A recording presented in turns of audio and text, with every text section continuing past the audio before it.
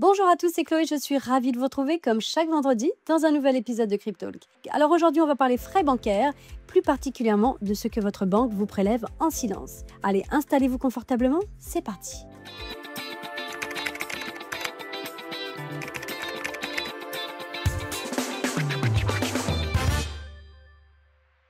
Soyons honnêtes, personne ne lit jamais la grille tarifaire de sa banque. Elle est longue, elle est technique et elle est très certainement délibérément conçue pour vous décourager à la lecture. Et bien pourtant, derrière les termes obscurs comme tenue de compte, commission d'intervention ou forfait de service se cachent parfois des dizaines d'euros prélevés chaque mois. Il faut savoir qu'en 2025, un client français paye en moyenne 229 euros de frais bancaires par an. C'est une augmentation de 1,7% par rapport à 2024. Alors c'est un coût invisible qui s'additionne, un coût qui impacte votre gestion budgétaire et c'est un coût qui pourrait facilement être évité. On va voir ensemble quelques exemples de frais que vous payez peut-être très certainement sans le savoir. Pour commencer, parlons des frais de tenue de compte. Ces frais s'élèvent en moyenne à 23 euros par an en 2025, une augmentation de 8% par rapport à l'année dernière, simplement pour avoir un compte. Eh bien, cette hausse est nettement supérieure à l'inflation.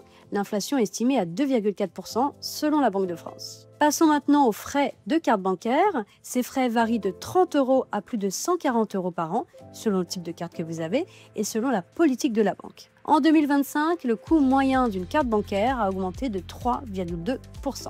Allez, on passe maintenant aux frais de retrait hors réseau. En France, après 3 à 5 retraits gratuits par mois, chaque retrait supplémentaire vous coûte généralement 1 euro. Eh bien, à l'étranger, c'est pire. Il faut compter 3 euros plus 2 à 3% du montant pour chaque retrait hors zone euro. Parlons maintenant des frais de virement instantané qui étaient facturés entre 50 centimes et 1 euro par opération dans la plupart des banques traditionnelles jusqu'en 2024. Et pourquoi je parle au passé? Parce que bonne nouvelle, depuis le 9 janvier 2025, une réglementation européenne impose la gratuité des virements instantanés pour tous les clients français. Allez, un petit zoom maintenant sur les frais les plus injustes. Certains frais sont non seulement abusifs, mais sont surtout injustifiables. On va commencer avec la commission d'intervention. Cette commission d'intervention est prélevée lorsque vous dépassez votre découvert autorisé jusqu'à 8 euros par opération et plafonnée à 80 euros par mois. Et pour les personnes en situation de fragilité financière, ces frais sont limités à 4 euros par opération et 20 euros par mois. Il y a également les frais d'inactivité, oui, parce que certaines banques vous facturent de ne rien faire. Ces frais peuvent atteindre 30 euros par an. Un compte est considéré comme inactif après 12 mois sans mouvement. Certaines banques en ligne, comme Fortuneo, facturent même des frais d'inactivité de la carte allant de 10 à 50 euros selon le type de carte. On continue avec les frais de découvert. Un découvert autorisé peut vous coûter jusqu'à 18% d'intérêt annuel. D'ailleurs, c'est plus que n'importe quel crédit à la consommation. Et selon l'étude de CSA Research, 22% des Français sont à découvert presque chaque mois et dès le 16 du mois pour la majorité d'entre eux. D'ailleurs, en 2020, 6 banques françaises ont été sanctionnées par la Direction générale de la concurrence, de la consommation et de la répression des fraudes. C'est ce qu'on appelle la DGCCRF, pour avoir facturé des frais excessifs à leurs clients. L'amende totale dépassait 2,8 millions d'euros. Il y avait en tête la BNP Paribas et la Banque Postale qui étaient très largement sanctionnées. La DGCCRF a notamment épinglé, je cite, une absence de transparence tarifaire à l'égard des clients des banques concernées. Les contrats mis en cause jugés trop flous mentionnaient seulement une commission globale qui, faute d'être détaillée, ne permet pas une mise en concurrence avec d'autres acteurs bancaires. Alors comment bien lire et surtout comment bien comprendre votre grille tarifaire? La grille tarifaire, c'est un document qui détaille l'ensemble des frais que votre banque peut vous facturer pour ses services. Elle est généralement disponible sur le site de votre banque ou j'imagine à la demande auprès de votre agence. Normalement, elle doit être très facile d'accès. Elle se présente sous forme d'un tableau avec une liste des services et les tarifs associés. Les services sont souvent regroupés en catégories, comme opérations courantes, ou encore incidents et frais d'irrégularité, ou encore services à la demande. Et surtout, faites attention aux notes et petits astérix. C'est généralement là que certaines banques vont cacher les frais abusifs. Donc, il est vraiment essentiel de lire attentivement la grille tarifaire et de comprendre tous les frais qui vous sont applicables. On va maintenant faire un petit comparatif entre les banques traditionnelles vs les néobanques. Les banques traditionnelles, il faut savoir qu'elles ont d'importantes charges financières, le loyer de leurs agences, les salaires des collaborateurs, les entretiens des DAB, donc des distributeurs de billets.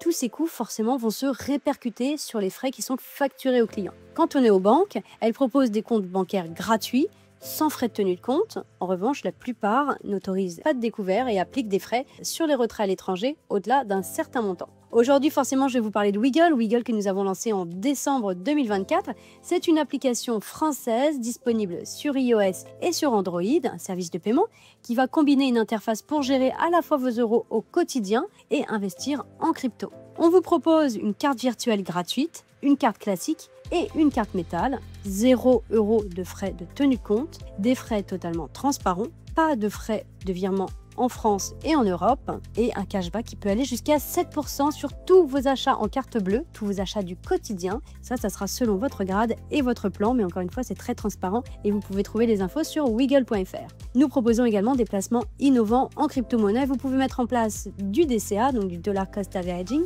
le fait d'acheter tous les mois de façon régulière des crypto-monnaies. Vous allez pouvoir également acheter des crypto-monnaies en toute autonomie et vous allez pouvoir également placer vos crypto-monnaies dans des super coffres qui vont vous permettre de générer du revenu passif, de faire travailler vos cryptos en soi.